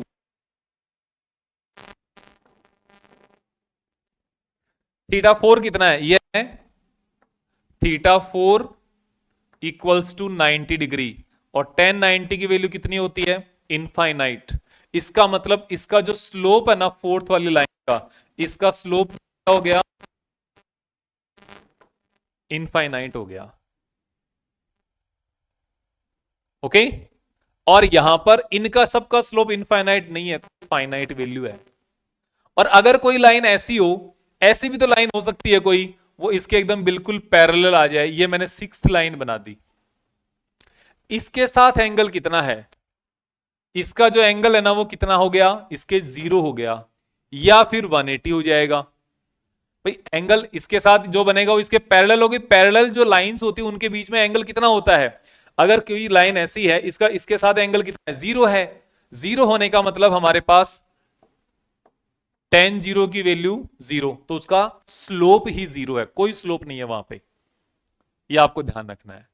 और यहां पे 0 से लेकर जब तक हम 90 तक इंक्रीज होंगे, हमारा जो स्लोप है वो क्या होते जा रहा है, कंटिन्यूअसली इंक्रीज होते जा रहा है।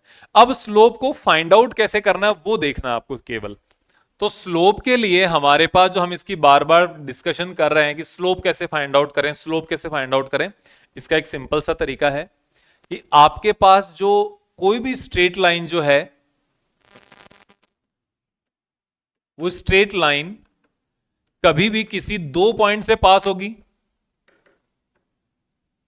2 पॉइंट से पास होगी। तो मान लिया एक पॉइंट है x1 y1 और दूसरा पॉइंट है x2 y2, कोई भी 2 पॉइंट हमने कंसिडर कर लिए, और यहां पर मैं इसको फिर यहां पे ले लेता हूं एक अलग से।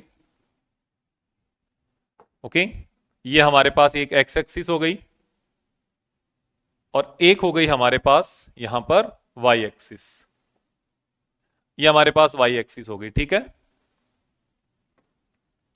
और इसमें कोई भी एक एक्स एक्सिस है हमारे पास, कोई एक ये स्ट्रेट लाइन है जो किसी पॉइंट के किसी भी एक ये x1 y1 पॉइंट से पास हो रही है, दूसरा पॉइंट हमारे पास x2 y2, 2 पॉइंट से पास हो रही है। अब हमें ये जरूरी नहीं है कि ये x1 y1 x2 y2 हमें कोई इसके एक्सिस पर लेना हो ना, बिल्कुल भी जरूरत नहीं है। हमारे पास होता है y is equals to M x plus C, C का हमें कॉन्सेप्ट पता है क्या, इंटरसेप्ट। और यहां पर मैं सी की अगर वैल्यू बताना है तो ये जो वैल्यू है ना, ये सी की वैल्यू है, सिंपल सा बात इतना ही है, ठीक है। अब मुझे क्या चाहिए, अब मुझे चाहिए स्लोप। स्लोप के लिए मैंने आपको क्या बताया, सबसे पहले angle made with x axis in clockwise direction, that's it. अब उसका टेन थीटा, तो टेन थीटा कैलकुलेट करने का मतलब एक्स एक्सिस से निकालना है ना, तो देखो ये यहां पर मैं इसको हटा के यहां पर इसको पीछे एक्सटेंड कर दूं, तो क्या ये वाला एंगल थीटा बनेगा एक्स एक्सिस के साथ, आप बोलोगे यस सर बिल्कुल बनेगा एक्स एक्सिस के साथ। तो क्या मैं आपको ये बताऊं, यहां पर भी अगर मैं कोई इसके एक्स एक्सिस के पैरेलल अगर कोई लाइन खींच दूं, यहां से पैरेलल अगर कोई लाइन प्लॉट कर दूं, क्या इसके साथ एंगल बनेगा यहां पर, क्या ये एंगल थीटा है, तो क्या ये भी एंगल थीटा रहेगा, आप बोलोगे यस बिल्कुल रहेगा। अगर मैं इसके साथ यहां पर भी अगर कोई एंगल बना दूं, इसके साथ कोई पैरेलल लाइन बना दी मैंने एक्स एक्सिस के साथ, क्या ये भी एंगल थीटा रहेगा, आप बोलोगे यस ये भी एंगल थीटा रहेगा। हमें क्या चाहिए, इस एंगल का टेन थीटा चाहिए, तो मुझे कैलकुलेट करना है स्लोप टेन थीटा। और टेन थीटा कैसे आएगा, टेन थीटा आएगा, देखो मेरे पास ये एक्स एक्सिस है, ये वाई एक्सिस है, तो यहां पर मैं इसका एक पॉइंट इधर बना लेता हूं, इसका एक पॉइंट इधर बना लेता हूं, तो हमारे पास क्या आ गया, ये जो डिस्टेंस है ना, ये वाली डिस्टेंस, ये वाली डिस्टेंस आ गई अपने पास, ये क्या है, यहां से यहां तक की दूरी क्या है, x2 है, और यहां से यहां तक की दूरी क्या है, x1 है। ये इसमें से इसको सब्ट्रैक्ट कर दिया तो ये बच गया कि नहीं, बिल्कुल बच गया। ये क्या हो गया, ये हो गया बेस। ओके। और यहां से यहां तक की डिस्टेंस क्या है, यह है y2, और यहां तक की डिस्टेंस क्या है, यह है y1। तो मुझे क्या करना होगा, मुझे करना होगा y2 माइनस y1।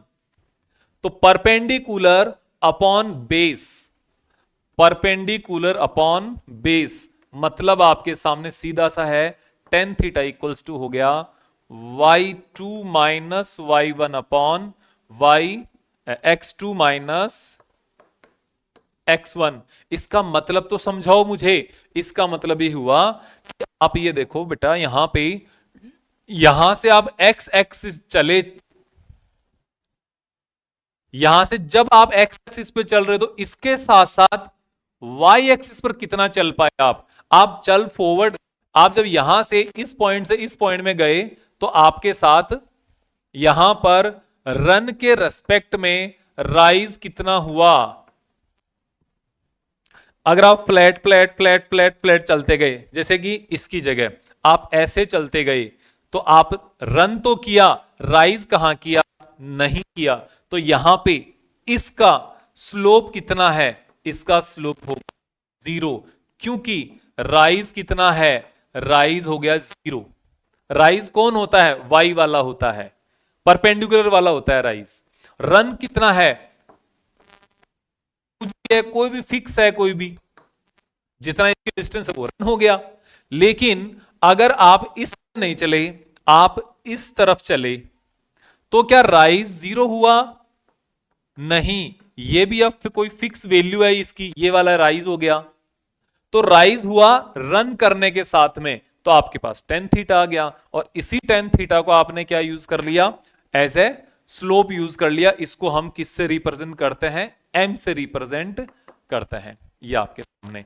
तो मेरे पास जो इक्वेशन है वो क्या आ गई, y equals to M x plus C क्या आ गई, ये आ गई y equals to y2 minus y1 upon x2 minus x1 into x plus C, ये होती है इक्वेशन। लेकिन हम इसको थोड़ा सा संभाल करके सुंदर बना के लिख देते हैं, तो ये क्या हो जाएगा, एम एक्स प्लस सी। ये आपके पास इक्वेशन 3 बार बता दी है। 3 बार बताने का एक ही मकसद है, आपको समझ में आनी चाहिए। ये आपके स्ट्रेट लाइन की इक्वेशन हो गई। अब हम इसके क्वेश्चन करेंगे तो शायद आपको और पता चलेगा अच्छे से। ओके, एक चीज मैं आपको और बता देता हूं यहां पे, क्या, जैसे देखो ये आपके पास एक्स एक्सिस है,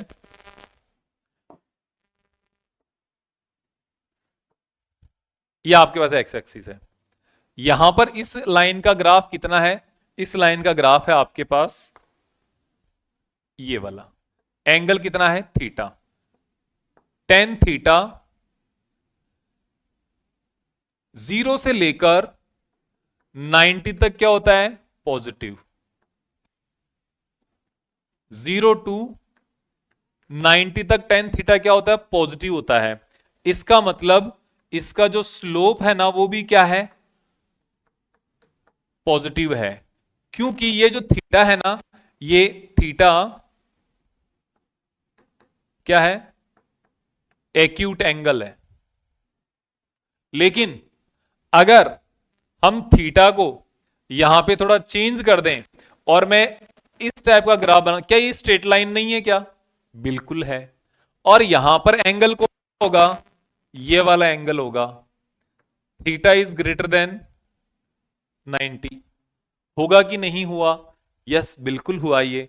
अब बिल्कुल ये होने पर अब टेन थीटा की जो वैल्यू है वो क्या आएगी, नेगेटिव आएगी। 90 से लेकर 180 तक के बीच में जब टेन थीटा होता है तो उसकी वैल्यू क्या आती है, नेगेटिव आती है। तो इसका स्लोप भी क्या आता है, नेगेटिव आ गया, स्लोप भी क्या आ गया यहां पर, नेगेटिव आ गया। इस बात का ध्यान रखना, ओके। और एक बात का और ध्यान रखना है कि स्लोप अगर आप जब देखोगे यहां पर, यह स्लोप आपका नेगेटिव है, ये स्लोप आपका क्या है, पॉजिटिव है। आप कहोगे सर ऐसा क्या जरूरत पड़ेगी आपको, दोनों एक साथ जरूरत काम आ जाएंगे, बिल्कुल आ जाएंगे। अगर मैं आपके सामने एक ऐसा ग्राफ बना रहा हूं, ये अपने पास y एक्सिस है, ये x एक्सिस है, यहां पर आप इस तरीके से चल रहे हो, फिर इस तरीके से चल रहे हो, फिर इस तरीके से चल रहे हो, क्या यहां पर ये वाला एंगल है थीटा? बिल्कुल है। Slope positive, okay.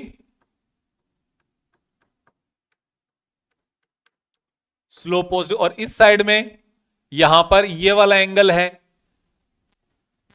यस, और यहां पर नेगेटिव स्लोप। यहां पर जो स्लोप है वो क्या है? नेगेटिव है। और यहां पर एंगल कितना है? थीटा इक्वल्स टू 0, तो स्लोप भी क्या हो गया यहां पर स्लोप भी 0 हो गया। जब कोई भी एक्स एक्सिस के साथ जो एंगल बनाएगा वो एंगल इसका टेन थीटा उसका क्या हो जाएगा? स्लोप हो जाएगा। अब देखो आगे कैसे है, हमारे पास क्वेश्चन है। क्या क्वेश्चन है? पूछ रहा है ये, find the slope of the line passing from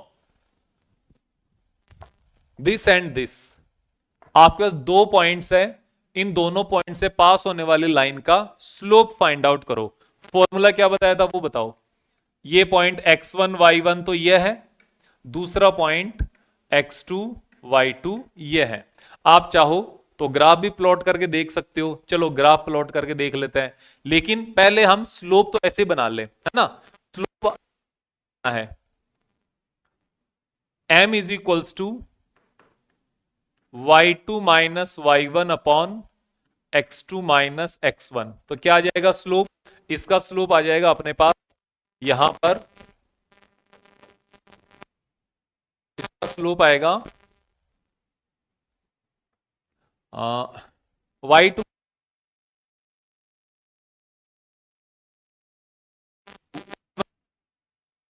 upon 3। तो हमारे पास यहां पर इक्वेशन क्या आएगी? इक्वेशन भी तो लिख सकते हो आप इसकी, इक्वेशन ऑफ स्ट्रेट लाइन, ये आ जाएगा y equals to M x plus C. तो y इक्वल्स टू कितना आ गया? 3 into x plus C, 3 into x plus C. अब आपको अगर यहां पर अगर मैं इसकी वैल्यू रखता हूं तो देखो आगे कितना है, ठीक है। तो सी की वैल्यू अगर आपको कैलकुलेट करनी हो तो यहां से नहीं, ग्राफ बना लो आप चाहे अगर चाहो तो। ग्राफ अगर प्लॉट करते हो तो यहां पे 2 एंड 4 है, तो 1 2 3 4, 1 2 3 4। 1 1 कहां है? 1 1 ये रहा। 2 और 4 कहां है? 2 एक्स में 4 वाई में ये रहा। तो यहां से ये जो लाइन है ना, आप अगर यहां से देखो स्ट्रेट लाइन अगर बनाते हो तो ये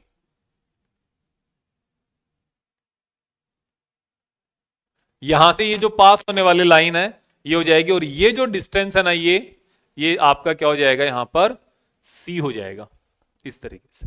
तो आपके पास ये इसकी इक्वेशन आ गई।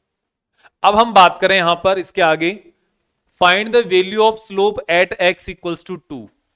ये आपके पास ग्राफ दिया हुआ है, यहां पे ये एक्स एक्सिस है, ये वाई एक्सिस है, और ये ओरिजिन है। तो x इक्वल्स टू 2 पर आपको ग्राफ चाहिए। तो x इक्वल्स टू 3 यहां पर है, तो मान लो x इक्वल्स टू 1 यहां पर होगा, 2 यहां पर होगा। 2 यहां पर है तो आप इसको यहां पे मिला दो, तो ये देखो एक बात और है, यहां पे आप देख पाओगे कि इसका जो स्लोप x एक्सिस के साथ कितना है, ये रहा, ये इसका स्लोप है, ओके। और आप अगर यहां पर स्लोप देखोगे तो भी यही है, और अगर यहां पे स्लोप देखोगे तो भी यही है। कोई भी आप फाइंड आउट कर सकते हो इसमें, तो कोई दिक्कत नहीं है ना। यहां पे आप कोई भी स्लोप आप फाइंड आउट कर सकते हो। आप यहां का करना चाहो तो ये कर लो, अगर ये होगा तो ये कितना है? ये यहां पे 6 मिलेगा आपको। तो अब आप स्लोप फाइंड आउट करो। स्लोप, अब स्लोप फाइंड आउट करने के लिए अपने पास तरीका वही है, क्या? Slope m equals to y2 minus y1 x2 minus x1 equals to, find out करो। ये वैल्यू आएगी यहां से, ये वाला कितना है? ये है x एक्सिस पर 2, y एक्सिस पर 6, ये कितना है? x एक्सिस पर 2, y एक्सिस पर सॉरी, एक्स एक्सिस पर कितना है ये 0, वाई एक्सिस पर 18, और इसको भी अगर आप मार्क करो तो कर लो, एक्स एक्सिस पर 3, वाई एक्सिस पर 0। तो अब ये कोऑर्डिनेट आ गया आपके सामने, तो आप फाइंड आउट करो। फाइंड आउट कैसे करोगे, ये देखो यहां पे y2 कितना है 18, y1 कितना है 6, x2 कितना है 0, x1 कितना है -2, तो ये आ गया 12 अपॉन -2 इक्वल्स टू -6। माइनस इसकी वैल्यू है, माइनस है इसकी वैल्यू, नेगेटिव स्लोप है। स्लोप क्या है यहां पे, नेगेटिव है, ध्यान रखना। आया कि नहीं आया, एक बात का हमेशा ध्यान रखो, इसमें क्या x2 माइनस x1 आना चाहिए, x2 माइनस x, ये आपका इनिशियल पॉइंट है, उसके बाद फाइनल पॉइंट है, इस तरीके से।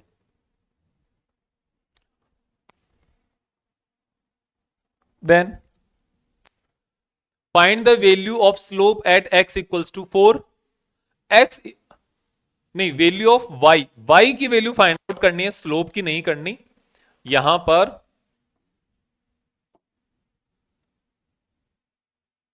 Value of y at x equals to 4, इस तरीके से आपको यहां पर फाइंड आउट करना है,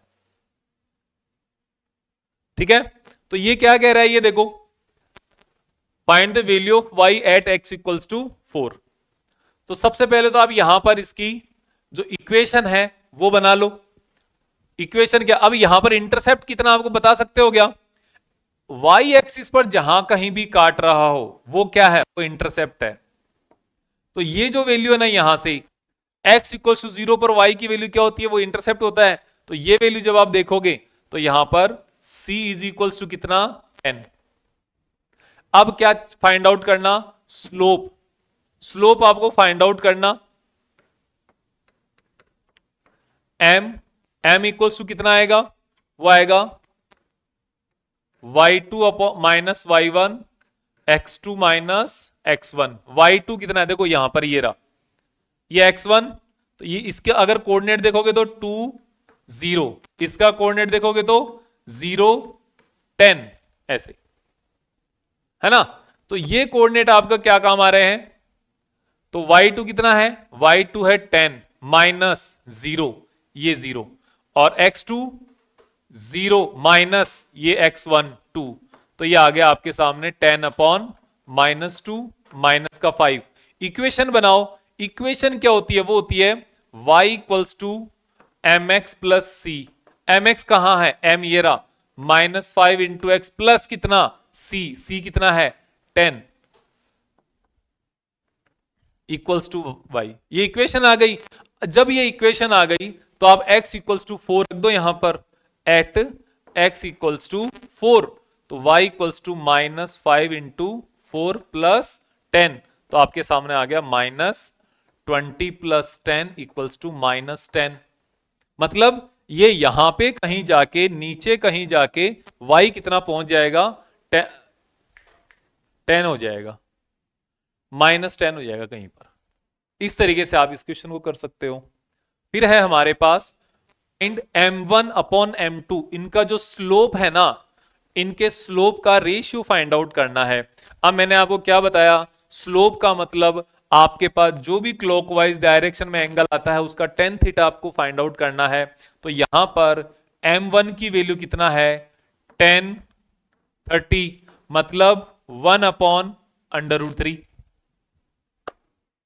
और इसका एंगल कितना है, इसका एंगल है ये वाला, कितना, ये हुआ 60। देखो एक बात है, ये 30 मत देख लेना, नहीं, यहां से x एक्सिस के साथ बनने वाला एंगल, वो भी क्लॉकवाइज डायरेक्शन में। तो यहां पे m2 कितना है, ये है tan 60, का मतलब क्या हुआ, इसका मतलब हुआ √3। tan 60 की वैल्यू होती है, m1 upon m2 find out करना है, तो m1 अपॉन m2 कितना आएगा 10, ये tan 30 वगैरह तो हमने लिख ही दिया, 1 अपॉन √3 अपॉन √3, तो 1 अपॉन √3 इंटू √3 हो गया, तो 1/3 आ गया। अब अगर आपको फाइंड आउट करना हो, खुद को फाइंड आउट करना है, फाइंड m2/m1, ये आप खुद से फाइंड आउट करो। ओके, ये आपको खुद को फाइंड आउट करना है। फिर हम देखते हैं, draw the graph between x and y equation. जो ग्राफ है ना, x और y के बीच में ग्राफ प्लॉट करना है आपको। ये जो ग्राफ है ये आपके पास स्ट्रेट लाइन जो इक्वेशन है उसी के ग्राफ है, बस थोड़ा सा डिफरेंट है। यहां पर कुछ मैंने थोड़ा चेंजेस किए हैं, बाकी आपको ये ग्राफ प्लॉट करना है। कैसे करोगे आप ग्राफ, यहां पर कैसे प्लॉट करोगे, देखो बताने का तरीका बता देता हूं। अगर आप पहले वाले 10th वाले मेथड से करने हो ना, तब तो आप कर लो, सिंपल है, दिक्कत नहीं है। लेकिन अब आप 11th में आ गए, आपको 1 घंटे का लेक्चर हो गया देखते हुए, तो इसको फिर थोड़ा सा लेवल अप करके देखो, उसके बाद आप इसको काम करोगे तो आपका अपने आप यहां पे काम होने लगेगा। कैसे, यहां पर देखो y equals to M x plus C से कंपेयर करो पहले वाले को, है ना। हम सबसे पहले पहला वाला देखते हैं, y equals to M x plus c. m क्या है, m आपका बनेगा tan थीटा बनेगा, सही है। और यहां पर अब आपके पास आ गया y equals to √3 plus 4। c is equals to कितना है, c is equals to 4। tan theta की वैल्यू कितनी है, √3, तो थीटा की वैल्यू कितनी 60 होगी कि नहीं होगी, बिल्कुल होगी। तो यहां पर आप इसको इस जगह से अगर आप यहां पर ग्राफ प्लॉट करते हो तो c इक्वल्स टू कितना है, 4 है। कहीं पर भी c इक्वल्स टू 4 कंसिडर कर लो। और लेकिन एंगल कितना आना चाहिए, एंगल x एक्सिस के साथ ये वाला एंगल आना चाहिए, ये वाला एंगल 60 डिग्री हो जाएगा, और ये जो c है ये 4 पे हो जाएगा, ठीक है ना। अब एक तो तरीका क्या था, आप यहां पर x की वैल्यू 0 रखते, फिर y आता 4 जो कि यहां आता, फिर आप x y इक्वल्स टू 0 रखते, फिर x आता कितना -4/√3, वो यहां आता, वो भी तरीका था। सेकंड है हमारे पास y equals to -x। Second के पहले थर्ड हम करते हैं, y इक्वल्स टू x। तो कंपेयर करो y equals to M x plus C के साथ, तो c कितना है यहां पे, c इक्वल्स टू 0 हो गया, इसके साथ c कोई है नहीं, m x के साथ जो मल्टीप्लाई में है वो 1, वो क्या है 1 है यहां पे, x के साथ जो मल्टीप्लाई में होगा वो m होगा, तो यहां पे लिख दो, बना दो, और क्या है, बनाने के बाद आपके पास जो रिजल्ट आएगा वो इसका ही आएगा। कैसे, c 0 है, इसका मतलब यहां से स्टार्ट होगा ग्राफ, m की वैल्यू 1 है मतलब 45 degree, tan theta equals to 1 मतलब थीटा इक्वल्स टू 45, ये ग्राफ ऐसा जाएगा 45 डिग्री। अब सेकंड वाले पे आओ, सेकंड वाले पर y equals to M x plus C, यहां से देखोगे c इज इक्वल्स टू 0 है और m इज इक्वल्स टू -1 है, मतलब tan थीटा की वैल्यू -1 मतलब थीटा इक्वल्स टू 135 या -45, है ना। तो अब बनाओ ग्राफ, कैसे बनाओगे, ये आपका एक्स एक्सिस हो गई, तो यहां से 135 का ग्राफ तो इधर ही निकलेगा, आप ऐसे भी बना सकते हो, नीचे भी बना, नीचे देखोगे तो 45 हो गया, और वैसे अगर ये देखोगे तो 135 हो गया। ये आपका y इक्वल्स टू -x का ग्राफ है, ये आपका y इक्वल्स टू x का ग्राफ है। और जब एक बात और देखो, यहां पे y इक्वल्स टू x है, तो मैं आपको यहां पे x लिखता हूं, यहां पे y लिखता हूं, देखना y 0 x 0, ये भी 0, ये 1 ये भी 1, ये 2 ये भी 2, ये -1 ये भी -1, ये -2 ये भी -2, ऐसे ही होगा। तो ये भी यहां पर इधर भी जाएगा, ये ग्राफ इस तरफ भी जाएगा, ठीक है। अगर इधर देखोगे ये माइनस वाला, तो इसका अगर आप देखोगे तो x y कंपेयर कर दो, 0 0 1, अगर x की वैल्यू 1 तो y की वैल्यू -1, x की वैल्यू 1 तो y -1, ये 2 तो ये -2, देखो ये रहा इधर। अगर ये -1 तो ये 1, अगर ये -2 तो ये 2, ऐसे x -1 होने पर y 1, x -2 होने पर y -2 +2, ये आपको ध्यान देना है। और फिर हमारे पास है ये वाले हैं, तो इनको भी हम आगे देखते हैं। y x/6 प्लस y/8 +1, ये है हमारे पास x/6 plus y/8 equals to 1। हमें क्या है, y equals to mx plus c चाहिए हमें, और कुछ भी नहीं चाहिए। इसका मतलब क्या है, इस x को उधर भेज दो पहले तो, फिर इसको 8 कर दो, तो 8 अपॉन हो गया काम। फिर इस x को उधर भेज दो, तो y इज इक्वल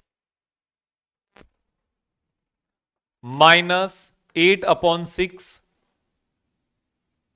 x + 8, या इसको अपॉन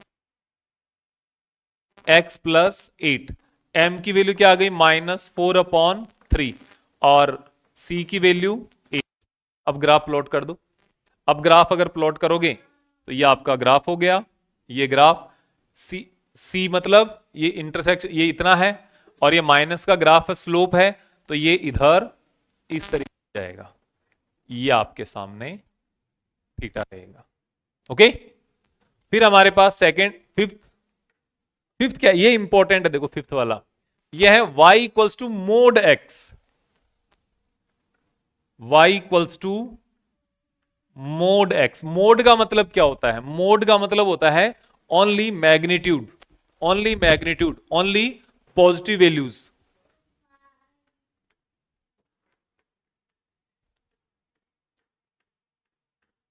अब ओनली पॉजिटिव का मतलब ये नहीं कि आप y को खत्म ही कर दो। इसका अगर वैल्यूज अगर आप लिखोगे तो इसकी वैल्यू ऐसे आती है, x और y।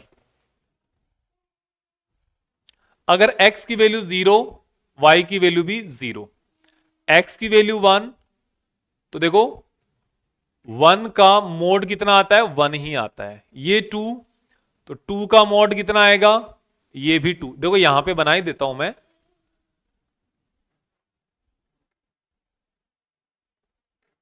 1, ये 2, यहां तक ठीक है कि y equals to y equals to x या x equals to y। Zero का सॉरी, ये 0 का 0, 1 का 1, 2 का 2। लेकिन अगर मैं यहां पे -1 लिख देता हूं तो क्या आएगा, तो आएगा -1 का मोड, तो ये 1 ही आएगा, ध्यान रखना। फिर यहां पर -2 का, अगर -2 लिखेंगे अगर x की वैल्यू, तो y का मतलब -2 का मोड इक्वल्स टू 2। माइनस है ना, वो खत्म हो जाएगा यहां पे, और माइनस अगर खत्म हो जाएगा तो ये अपना ग्राफ कैसा आएगा, ये ग्राफ ऐसा आएगा। देखो x के साथ पॉजिटिव वाले में तो सारा 1 1 1 चल रहा है, नेगेटिव वाले में अगर देखोगे तो ये ऐसे आता पहले वाले में y में, लेकिन इसमें ये इसका ऊपर हो जाएगा। इसकी कॉपी ऊपर बना दो और यहां से हटा दो। और अगर यहां पर सिक्स्थ वाला देखें तो सिक्स्थ वाला क्या कह रहा है, सिक्स्थ वाला हमारे पास ये कह रहा है y इक्वल्स टू x -3 का मोड। ये कह रहा है y इक्वल्स टू x -3 और उसका मोड। ये वाला ग्राफ देखो, हाँ बेटा, तो यहां पे क्या करना है, यहां पे हमें ये देखना है कि अगर x इक्वल्स टू 0 रखता हूं, पहले ना इसको हम हटा देते हैं, मोड को हटा दो। मोड को हटा दिया तो y इक्वल्स टू आया x -3। अब सही है काम, है ना। अब अगर काम सही है तो मैं यहां पर ऐसे कर लेता हूं कि c की वैल्यू -3 है यहां पर, मतलब यहां से ग्राफ स्टार्ट होगा नेगेटिव से। m की वैल्यू कितनी है 1 है, क्योंकि इसके साथ 1 है, मतलब ये इसके साथ 45 डिग्री पर चलेगा, ऐसे आएगा। लेकिन y की वैल्यू नेगेटिव पॉसिबल नहीं है यहां पे, तो मतलब ये जो नीचे आया ना, इस ग्राफ को आप पर बनाओ ऐसे।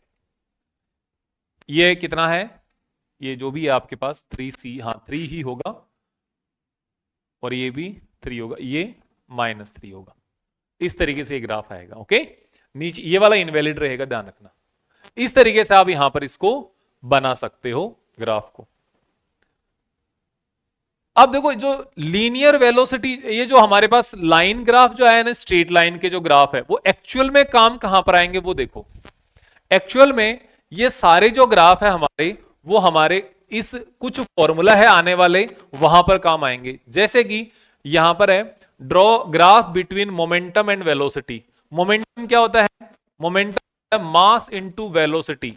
अगर कोई पार्टिकल, कोई बॉडी, कोई ऑब्जेक्ट, कोई गाड़ी, कोई बस, कुछ भी होता है, और वो v वेलोसिटी से मोशन कर रहा है, m उसका मास है, तो मास इनटू वेलोसिटी उसका मोमेंटम हो जाता है।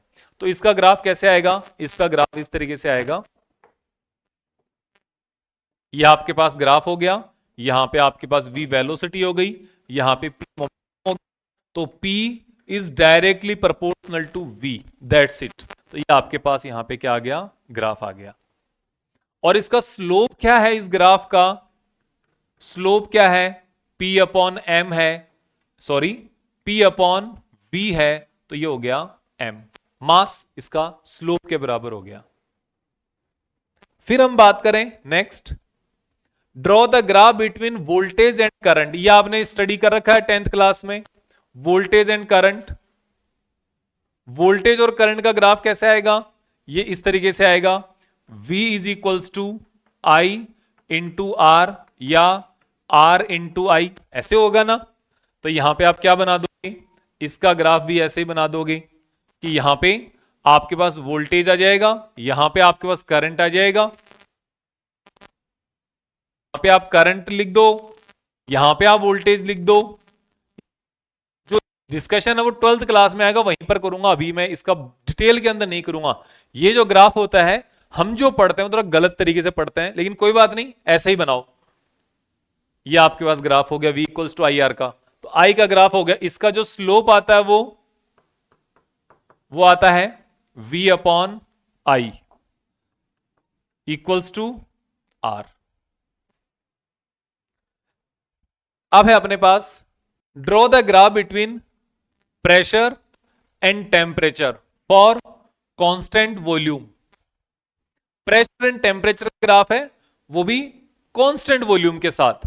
तो यहां पर देखो अपने पास है PV equals to N R T. Graph किसका, प्रेशर का, किसके साथ, टेम्परेचर के साथ।